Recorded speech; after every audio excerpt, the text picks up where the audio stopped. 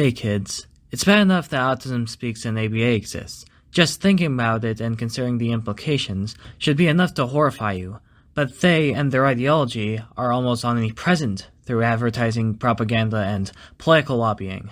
But now it's gotten so bad that merely having a contrary opinion is taboo. I, however, must stop myself before I become so negative and pessimistic in an attempt to radicalize my audience.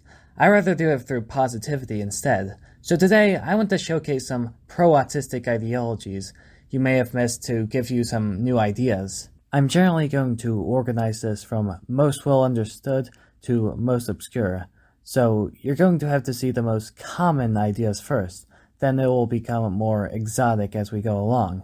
Especially being so obscure, a lot of people are going to have some disagreements with the ideologies I present. This is not for the sake of approving or disapproving of the ideologies or the people that create or believe in them, but rather to conjure up some new ideas that wouldn't exist otherwise. This is also why I want to be more illustrative rather than definitive with my descriptions, since I want to give these ideas names rather than prescribe any particular ideology. I'll also use this compass sometimes to help describe what I'm saying. The x-axis goes from most pro-autistic to most anti-autistic, while y goes from most assimilationist to most anti-assimilationist. I want to start off by explaining neurodiversity. Now, it's so broad that it's not really one ideology, but a concept defining many different ideologies and frameworks. I figured it would help to explain it because most pro-autistic thought is based on this. Neurodiversity posits that differing neurodevelopments should be preserved and embraced to benefit humanity as a whole. It's like biodiversity, but for the mind. If there were no bees, who would spread the flower's pollen? If there were no flowers, then who would supply the pollen to be made into honey? If it weren't for the pollen, who would have rightfully punished the kids for getting too much exercise? My Marxist, Leninist, Robbie Rottenist views aside here, there are many different interpretations and variations of the neurodiversity paradigm. The most common one would probably be what I would describe as Grandinism. This is named after Temple Grandin, but isn't solely based off of her work. She did, however, define and popularize this part of the movement. Grandinists support neurodiversity to at least some extent, but within the confines of the medical model, which posits that autisticness is overall problematic. While they are relatively moderate compared to most of neurodiversity, they're one of the first people to describe autistic people from an actual autistic perspective, and oppose autism awareness ideology on a mass scale. There's also religious/spiritual neurodiversity. Some people have connected spiritual and religious beliefs to neurodiversity. I don't want to go too much in depth because it's pretty broad, and I don't want this to be more controversial than it needs to, but I figured that you should know that some faiths and interpretations of faiths embrace neurodiversity. Anarcho-Autism. This is one of the few entries that is explicitly political in the traditional sense. There's a lot of misdefinition of anarchism. For those who aren't up to speed, it's not necessarily when there's no laws. Rather, it's about dismantling the political power and control an individual or group has over others, and replace it with horizontal organization. Anarcho-autism is the belief that such is the best way to achieve neurodiversity. So if it piqued your interest, I recommend reading some of Riley Olson's literature. Regarding whether or not I believe in it, Schizoautisticism.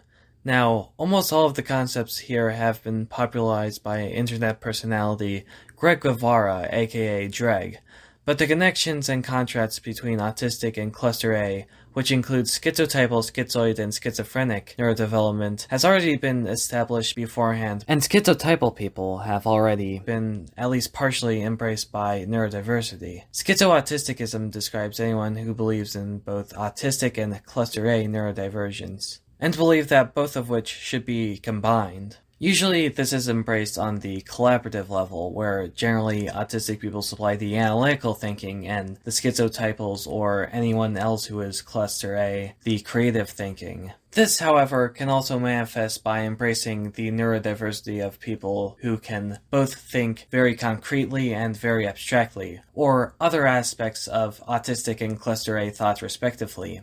Ludwigism, similar to Grandinism but a few steps further, also emphasizing the moral aspects of autistic people, such as integrity regardless of peer pressure or groupism. It values individualism but sees autistic and neurotypical people as about equal. This is named after Frank L. Ludwig, who, fun fact, also believes in the autistic Neanderthal theory, which, to oversimplify, posits that autistic people are the result of Neanderthal legacy. This may sound radical, but if you look at the bigger picture, he's more or less in the middle of things. If autistic people are different, not less, it's not too unreasonable that autistic and non-autistic people should be about equal in society and state. 0 out of 10, he's technically a centrist. Neanderism. Some autistic people have figured that oppressive devices such as autism speaks, ABA, social discrimination, and police brutality will be here to stay, if not get worse. That's not the only factor. Some people wondered what an autistic society would look like, for example, but it's a pretty big factor. So some people have proposed that autistic people establish their own nation or autonomous region. Think Zionism, except it's not tied to any particular land. So human rights violations are very unlikely since colonizing a place with little to no natives would be preferred. Now, some may ask, how advantageous would an autistic society be if autistic people have communication deficits? We don't. Which brings me to this. Double empathy. This refers to the phenomenon in which autistic people can communicate with each other just fine, but when an autistic person talks to a non-autistic person, then there is difficulty. And the same is true vice versa.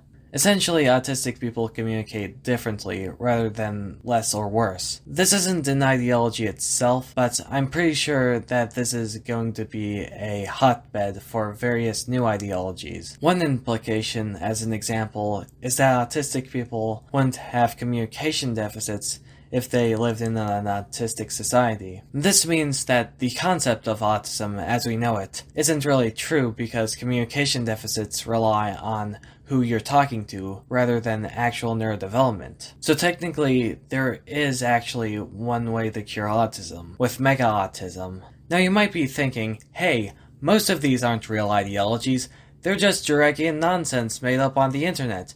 To that I respond, hey, that's a pretty good idea. Dragism is when you agree with drag.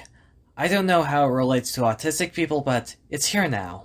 Of course, that's not everything, but if there's something I missed or haven't considered yet, please let me know in the comments. Until next time, thank you for watching.